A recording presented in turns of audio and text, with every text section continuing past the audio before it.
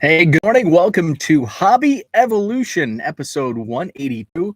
Happy Friday.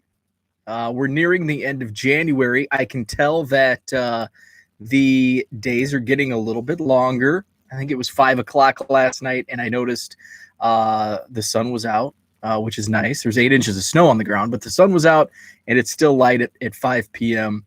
I saw Summer Shandy, a full stock for the first time in the last couple months. It seems it comes out earlier and earlier. That's for Dan. He loves the Summer Shandy. That here in Wisconsin is the first sign of spring, along with seeing a robin, which will probably not be for a couple more months. So I was actually surprised when I saw Summer Shandy in the beer cooler at the grocery store, that I actually went online to Kugel's website to confirm, is Summer Shandy seasonal or is it year round now? Well, it's basically year round. It's kind of like the Summer Shandy season is kind of like baseball season. There's only like 2 months of the off season. Like Summer Shandy season and baseball season are basically they go hand in hand. And I think Summer Shandy's probably a little longer. That says on the website it's March through like October. But I'm not buying it because it was January 27th when I saw it. So it's getting close to Shandy season. So a couple of topics to talk about today. First, I apologize. I'm a little early today. I said yesterday I think I went at 7:15 yesterday, and Brad said I was early. And then I said, well, usually I aim for 7:15. But sometimes I'm usually running at 7:20, but I try to hit 7:15, and here I am at 7:10. But yeah, so 7:10 to 7:20 is my typical live time. So I wanted to talk a couple things. I actually first, I don't think I showed this off. I haven't been buying much in the way of Cubs lately, but I did buy this Jack Patterson Elite Extra Edition Hidden Gems autograph. Jack signed a few 8x10 photos down at spring training last year, and I think he signed a baseball for me when he was with the South Bend Cubs 2 years ago. So it was nice to add I think this is the first time Jack Patterson has been in a baseball set, so that's really cool. Zach and Herman, good morning.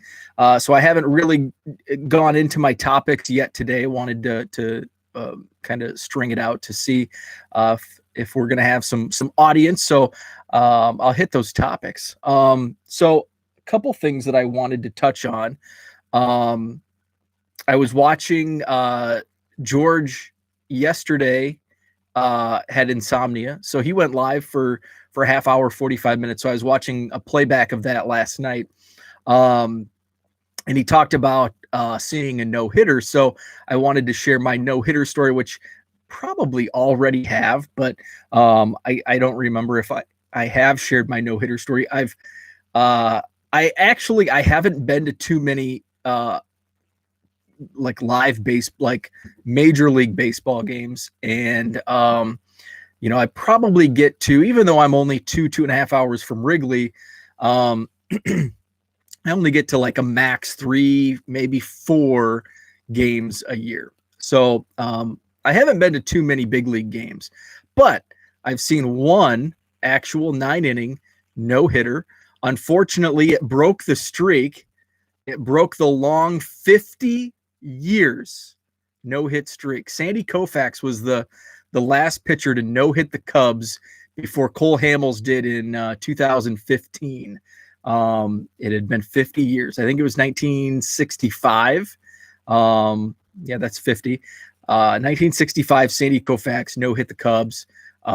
Wasn't done again until 2015. It was the end of July. So my now wife, we weren't even engaged at this point. We were just dating. David, good morning. So sharing my no-hit story.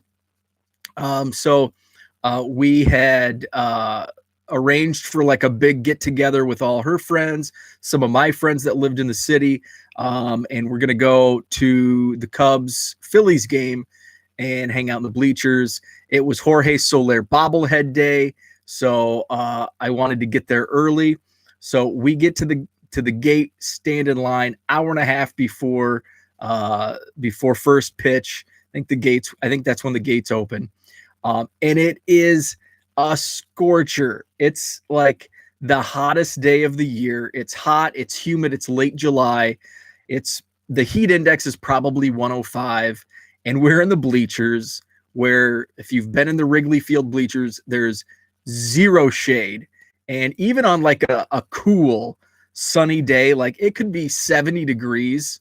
And but if the sun's out, you're gonna get baked in the Wrigley bleachers. So we get there like an hour and a half early, and my wife is not happy that we were there an hour and a half before the game, and only a couple of her friends, our friends, came with. I think maybe two other ladies came with us to get those bobbleheads. Everybody else like kind of came in later on in the game and before the game. So it's like, and we're just baking. We're baking. The game hasn't even started. And it's just, it's even for me, I love the heat and humidity. Brad, bobblehead talk. Yeah, Jorge Soler bobblehead. And it was the only no-hitter I've seen in person. Unfortunately, it was not my team that did the no-hitting. Well, it was my team that did the no-hitting. They didn't get a hit. They were no-hit by Cole Hamels. So we're baking, and my wife probably spent 7 of the 9 innings underneath, down like in the concession areas, out of the sun. And I actually spent a couple innings down there myself. I mean, I had to replenish and get more beer. But I spent a couple innings down there as well, just to get out of the direct sunlight. And Cole Hamels for the Phillies continues to no hit. And it's like, I had a range of emotions because I had never been witness in person to a no hitter. But on the other hand, it's not my team's pitcher that's doing the no hitting. And then on the other hand, 3 hands, it's going to break a 50-year streak. Like, this streak has been so famous. The Cubs have not been no hit in 50 years. That's coming to an end. But then on the other hand, so I have 4 hands now. On the other hand, it's like, hey, I'm witnessing history. The first time in 50 years, I'm here. And I'm watching this. Like, this is generational. Like 1965, my mom was, not even, my dad was a little older, but my mom was like 10, 12. The last time the Cubs were no hit. So this is like almost multi-generational. It's almost like the Halley's Comet. So I'm witnessing history. So now it's more of a fun story looking back, and I think the Cubs no hit streak is back to 5 years. I don't think they've been no hit since then. I can't remember. David saw one hitter in Cleveland in 02 or 03, drove over from Pittsburgh to see the Yankees with a good friend from high school. Nice. A Jeter autograph. Billy Trauber. I shared a picture. Somebody said, what's like the most like worn out, damaged card you have in your collection? And I showed off mine. George, good morning. George, that's exactly why your insomnia video inspired the no-hitter talk. So that's why I shared my story. Was watching your video last night and sharing your no-hitter story. So somebody had posted like, what's your most damaged card? And I shared a picture of a 1933 Gaudy Adam Komorowski. So my wife's parents grew up in Pittsburgh. So we would go out, and this is when like we were first dating and got engaged. Three of her four grandparents were still alive and living in Pittsburgh.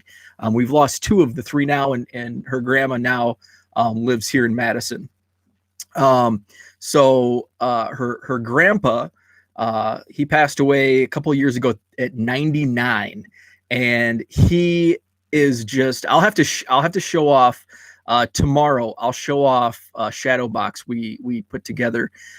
He actually, him and I really bonded because he didn't have much family, and he was a huge sports fan. So him and I, in the short, couple years that I was dating Amy, and Grandpa Nate and I, watched sports together and really bonded over sports.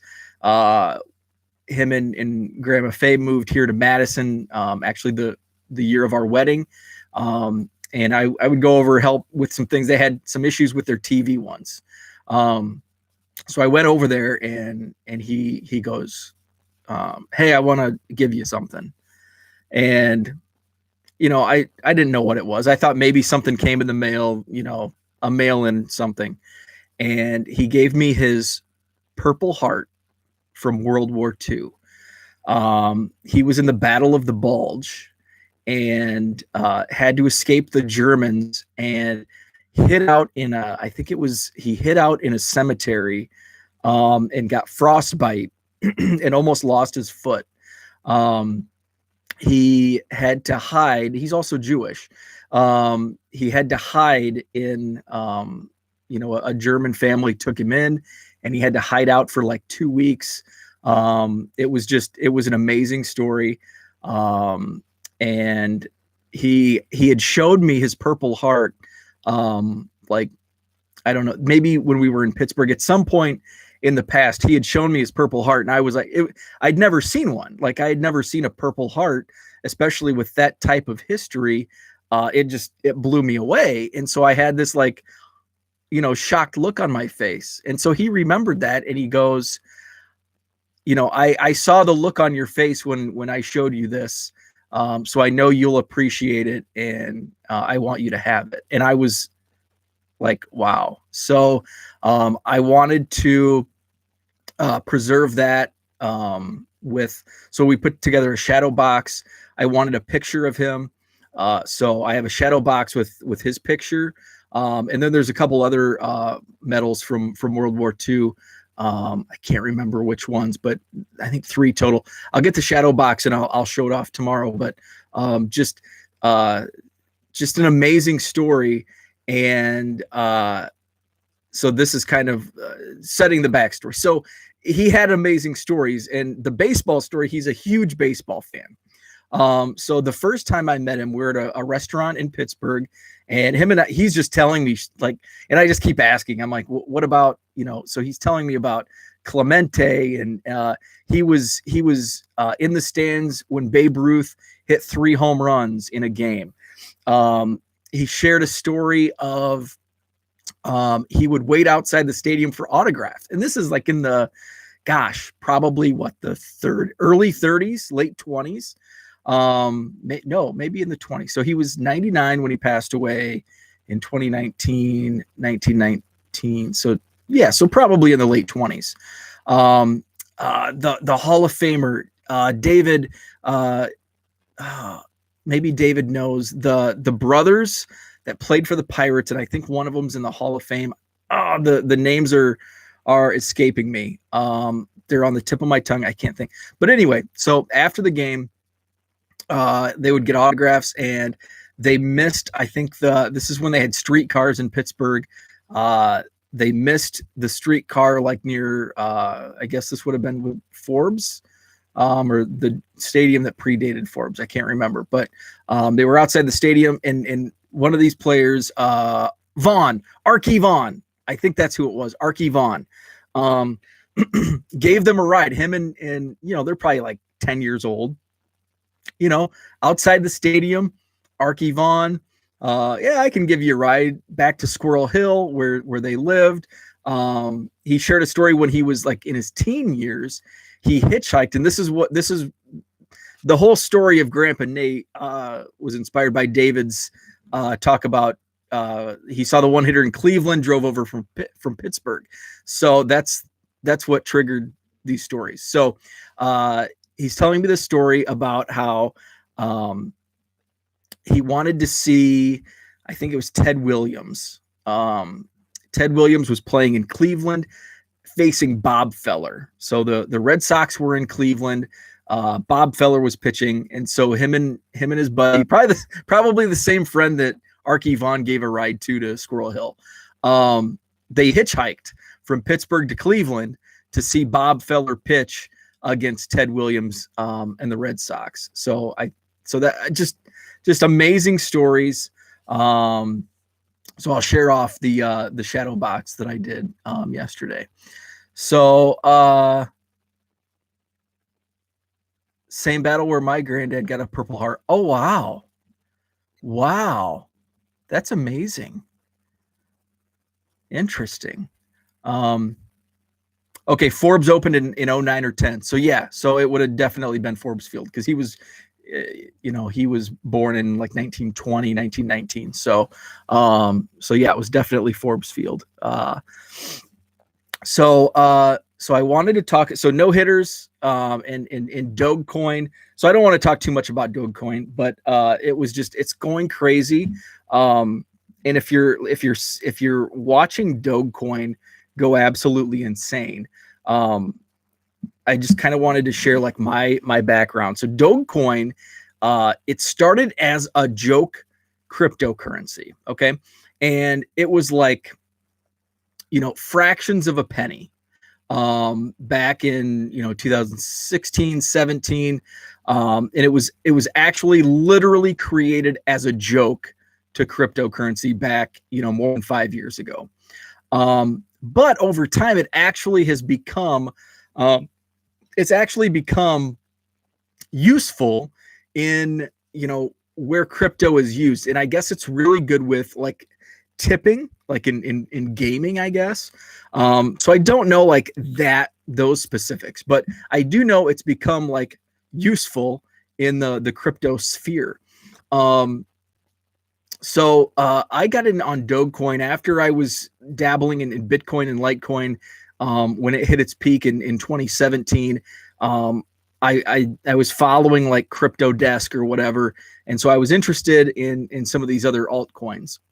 So Dogecoin, there was an article like it's a joke. Shiba Inu is the logo, the dog, and it's just a joke. So I bought a bunch at like a fraction of fractions of a penny, like a fifth of a penny, and I just kind of kept buying and buying, and I had, so it was traded on Robinhood, and so whenever I would like deposit money to buy some stocks, I would have a few bucks left over. So I was using like spare change from my stock purchases just to get Dogecoin, and I had, I probably had, I think I tweeted out that I had a couple 100,000. I did not have that much after I looked through my transactions, but I had about 50,000 Dogecoin. And so my initial goal was, I think it's going to hit a penny. Like it's not going to be Bitcoin. So here's the difference. Bitcoin is limited. So there's only X amount of Bitcoin, and they're still mining, and it's going to be, I think they said like 2040 is when all the Bitcoin will be mined. So Bitcoin is limited. And as we get closer to that capacity, Bitcoin should keep rising. So with Dogecoin, it's unlimited. Like it's like grass or dirt. Like it's everywhere. It's plentiful. It's never ending. That's why I thought, okay, 1 penny is like kind of, the perfect value, and that's where it's going to run. So it's the 89 Upper Deck Griffey. Yeah, they keep printing this Dogecoin. So it got Elon Musk like once a year tweets Dogecoin, and it goes and it jumps. So when it does these, I would trade it. Like I would actively trade Dogecoin. I would, buy in at 0.002. I would sell it half a penny. It dropped down to 0.003. I'd buy some more. So I was just kind of trading back and forth. It hit. So late last year, it went over like half a penny. It hit like, I think it hit like almost 3/4 of a penny in its initial run. I was gonna sell, but I'm like, you know what? I'm holding out because I think it's gonna hit a penny. It kept dropping and dropping and dropping. I ended up selling like everything at like just under a half a penny. Just because I had like my average value was so low, like 0.002. So I made some money on it. Then it started a kind of a run back. So I bought back in at like half a penny and I put like X amount in. And it hits a penny. And I'm like, okay, this is where I think this is my out point. I just doubled my money in like a week or whatever it was, 2 weeks. So I'm out. So I sold everything like 1.1 cent. Now it's making another run. Not only has it surpassed, so it dropped down, so it hit like 1.2 cents, I think. And then it dropped down to like 0.8 of a cent. And I'm like, okay, here it goes. I'm not re-entering. I'm gonna wait till it drops to half a penny. And here we go. We're on a run, and I start seeing it on Twitter last night, and it's like up to a nickel, and I think it hit 7 or 8 cents overnight. I actually have the screen open. So it peaked at 7.8, 7.5 cents. It hit 7.5 pennies last night. So Dogecoin. So that's a little background. It started as a joke coin. It does have some usefulness in the crypto sphere, but it is unlimited. So I do think it's going to crash and burn. I think it will end up in crypto settling for a penny, but I never thought it would hit 7 or 8 cents. Somebody DM'd me last night asking me about Dogecoin, and I said, hey, I have no idea what's going to happen. I never, ever, ever, ever, ever thought it would hit 7 cents. I was like, my out point was a penny. So that's Dogecoin. Just kind of wanted to share the background because I've been like trading Dogecoin for like 3 years and sold off everything just a few weeks ago at a penny. And it's, it's 7 times that right now. It dropped down to, it's hovering around 6 cents right now. So, that's all I had. Thank you, for chatting along. George, thanks for the, for the tip on no hitters, and David, thanks for joining the chat, and thanks for inspiring the Grandpa Nate conversation. I'll bring down the shadow box that we made with his purple heart. So, and I'll try to find the story so I can have more details on exactly like he shared the story with his he shared his story in Pittsburgh about his ordeal in the Battle of the Bulge. So I'll try to find that and share that with the correct details instead of just trying to base it off memory. So thanks so much. I think Texas Card Dude is coming up next on his channel. Check him out. And you can check out the website 1millioncubs.com, Twitter at 1millioncubs, and have a great Friday.